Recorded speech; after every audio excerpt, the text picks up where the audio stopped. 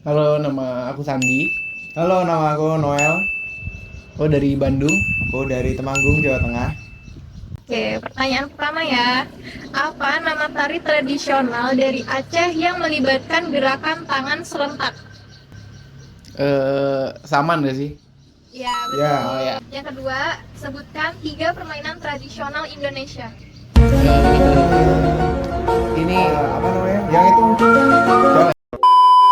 One hour later. bukan petak umpet gak sih? Petak umpet. Ini gak sih gobak sodor yang? Nah, iya, gobak sodor, iya, iya. Terus satu lagi. Oh, ini mungkin yang suka dimainin sama anak-anak cewek itu loh. Apa ya? Yang Ya, lempar-lempar. Iya, lempar-lempar.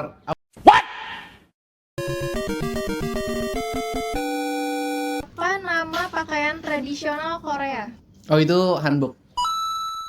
Apa nama makanan khas Korea yang terbuat dari sayuran yang difermentasi? Kimchi. Kimchi.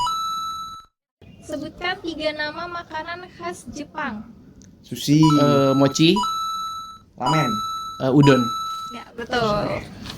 Fenomena dampak globalisasi berupa dominasi budaya asing sering kita jumpai di kehidupan sehari-hari. Lalu, bagaimana pengaruh fenomena tersebut terhadap identitas nasional?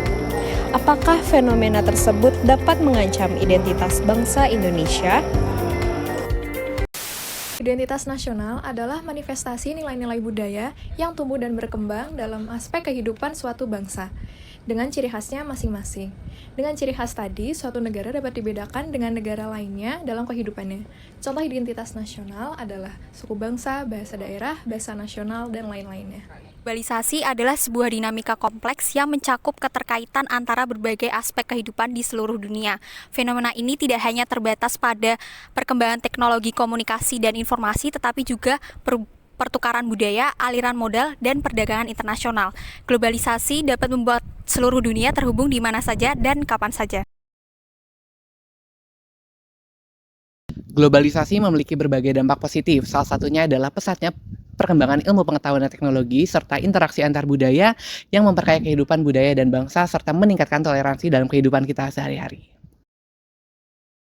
Akan tetapi, di sisi lain globalisasi memungkinkan masuknya budaya dan juga pengaruh buruk dari luar negeri seperti fenomena fanatisme terhadap budaya Jepang dan Korea, hedonisme, westernisasi yang dapat mengikis kebudayaan Indonesia.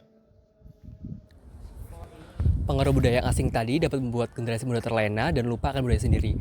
Dalam kehidupan sehari-hari, mereka cenderung untuk mendengarkan lagu-lagu dan mengenakan simbol-simbol yang berkaitan dengan budaya Jepang, Barat maupun Korea. Apabila tidak disikapi dengan baik, budaya asli Indonesia bisa hilang dan tidak ada generasi penerus yang memeliharanya. Kemungkinan terburuk yang akan terjadi adalah semakin lunturnya budaya Indonesia dan identitas nasional bisa hilang. Untuk mencegah lunturnya identitas nasional, ada beberapa upaya yang dapat dilakukan untuk memperkuat identitas nasional. Yang pertama, mengembangkan semangat nasionalisme dan patriotisme dengan memanfaatkan berbagai media seperti elektronik dan internet untuk mempelajari kebudayaan serta mengembangkannya. Yang kedua, penguatan identitas nasional melalui pendidikan kewarganegaraan. Pendidikan kewarganegaraan diharapkan dapat mengubah sudut pandang serta menambah wawasan nasional yang akan berdampak pada penguatan identitas nasional.